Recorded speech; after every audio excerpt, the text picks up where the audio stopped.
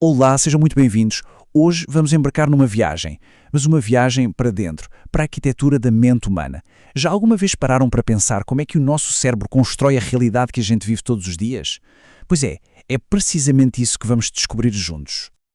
Ok, então para nos guiar nesta exploração, temos aqui o nosso roteiro. Vamos começar por uma questão fundamental. Como é que a nossa realidade é construída? Depois vamos mergulhar um pouco mais fundo, no pensar, no sentir e no querer. A seguir, olhamos para a arquitetura da personalidade, o que nos torna quem somos. E claro, vamos ver o que acontece quando estes sistemas se alteram. E para fechar, uma reflexão sobre a mente como um quadro bem complexo. Parece bom? Então vamos lá. Muito bem, vamos começar pela base, pelo alicerce de tudo.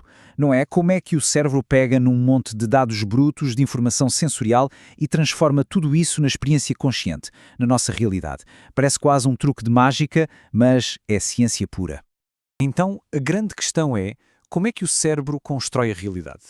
E olhem, para desvendar este mistério, a gente precisa de começar por separar duas ideias, dois conceitos que muitas vezes se confundem no dia-a-dia, mas que são a chave para entender tudo. De um lado, temos a sensação. Pensem nisto como os dados brutos, a informação que entra pelos nossos sentidos. É um fenómeno passivo. Do outro lado, a percepção. E aqui é que a magia acontece. A percepção é um processo ativo. O cérebro não se limita a receber os dados. Ele interpreta, ele organiza e ele dá sentido a tudo. É como se a sensação fosse os ingredientes e a percepção fosse o prato final, já cozinhado e temperado com as nossas memórias e emoções. Ou seja, a nossa mente não é uma janela para o mundo. É mais como um artista que pinta o mundo para nós. E sobre isto, há uma frase do filósofo David Hume que é fantástica. Ele dizia que o mais vivo pensamento é ainda inferior à mais embutada das sensações. E faz todo o sentido, não é? Pensem na diferença entre só imaginar o sabor de um morango e dar uma trinca no morango de verdade. Essa é exatamente a diferença entre o nosso mundo mental interno e a experiência direta, crua. E este mundo interno, então, é construído com base no que chamamos de representações. É basicamente a nossa capacidade de reapresentar uma imagem na consciência, mesmo sem o objeto estar à nossa frente. É fácil de perceber. Pensem agora na vossa porta de casa. Conseguem vê-la na vossa mente, certo? Pois é, isso é uma representação. É a nossa incrível capacidade de carregar o mundo dentro da cabeça. E isto leva-nos a uma ideia que pode ser um bocado contra-intuitiva sobre a memória.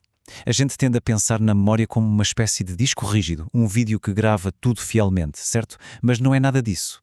A memória é um processo de recriação. Cada vez que nos lembramos de algo, estamos, na verdade, a reconstruir essa memória, influenciados por tudo o que aconteceu desde então. É por isso que as memórias não são um filme realista do passado, são mais como reedições criativas. E é por isso também que duas pessoas podem ter memórias tão diferentes do mesmo exato evento.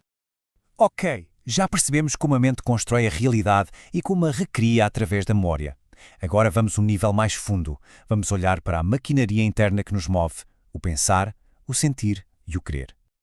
Vamos falar do pensamento. Em geral, o nosso pensamento, o pensamento que consideramos normal, digamos assim, é governado pela lógica e está orientado para a realidade. É moldado pela cultura onde a gente vive. Por exemplo, vemos nuvens escuras, pensamos, se calhar vai chover, e pegamos num guarda-chuva. É este pensamento lógico que nos permite navegar no mundo de forma funcional. Mas, e quando este juízo da realidade se parte? É aí que podemos encontrar algo como um delírio. Um delírio é um falso juízo da realidade.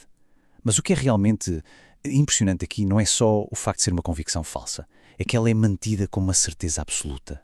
É uma crença que não é partilhada por mais ninguém do grupo social da pessoa e que é completamente imune a argumentos lógicos ou a provas em contrário. É uma realidade paralela, de certa forma. E depois temos a vontade, ou a volição.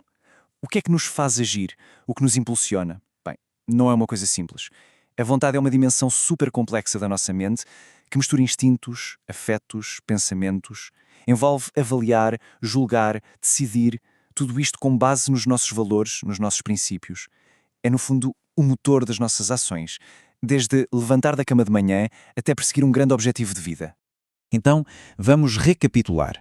Temos a percepção, o pensamento, a vontade, mas como é que estas peças todas se organizam para criar um eu que é mais ou menos estável, consistente?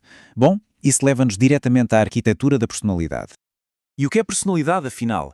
É o nosso modo característico de sentir, pensar, reagir e de nos relacionarmos com os outros.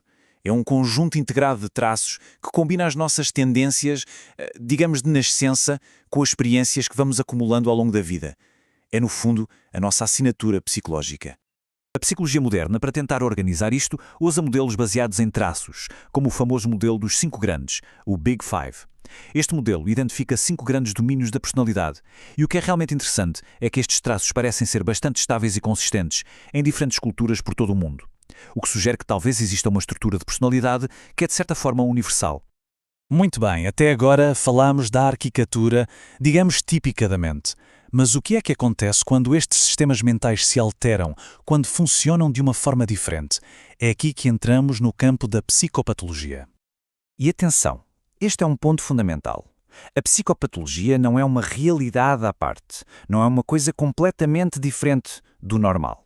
Muitas vezes, o que acontece são alterações na intensidade ou no contexto de experiências que são humanas, que são normais. A tristeza, a ansiedade, todos sentimos isso. A questão é quando estas experiências se tornam tão intensas ou desproporcionais que causam sofrimento e disfunção. Um bom exemplo para percebermos isto é a diferença entre o luto e um episódio depressivo.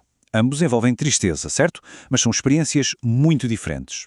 No luto, a tristeza está diretamente ligada à perda e muitas vezes vem em ondas, quando nos lembramos da pessoa. Com o tempo, tende a diminuir. Já num episódio depressivo, o humor deprimido é mais constante, mais generalizado, não está só focado na perda. E sem ajuda, não tende a melhorar com o tempo. Vê-se bem a diferença no padrão. E esta distinção entre o que é e o que não é considerado típico leva-nos à nossa última paragem nesta visita guiada. Vamos olhar para a mente como um quadro verdadeiramente complexo, que muitas vezes desafia as nossas tentativas de a encaixar em caixinhas. Pensem neste caso de estudo de um rapaz chamado João. O João tinha uma capacidade de memória absolutamente extraordinária. Ele conseguia memorizar todos os horários de comboios do Reino Unido. Uma proeza, certo?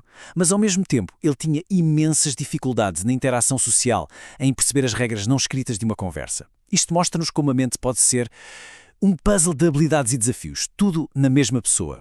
E casos como o do João deixam-nos com uma pergunta bem difícil, na verdade. Onde é que está a linha que separa uma mente que é simplesmente única de uma mente que tem uma perturbação? É uma questão que nos força a olhar para as nossas próprias definições e preconceitos. E não há uma resposta fácil. Na verdade, a beleza disto tudo talvez esteja precisamente em continuar a explorar este labirinto fascinante que é a mente humana. Fica a reflexão. Muito obrigado por terem acompanhado esta viagem.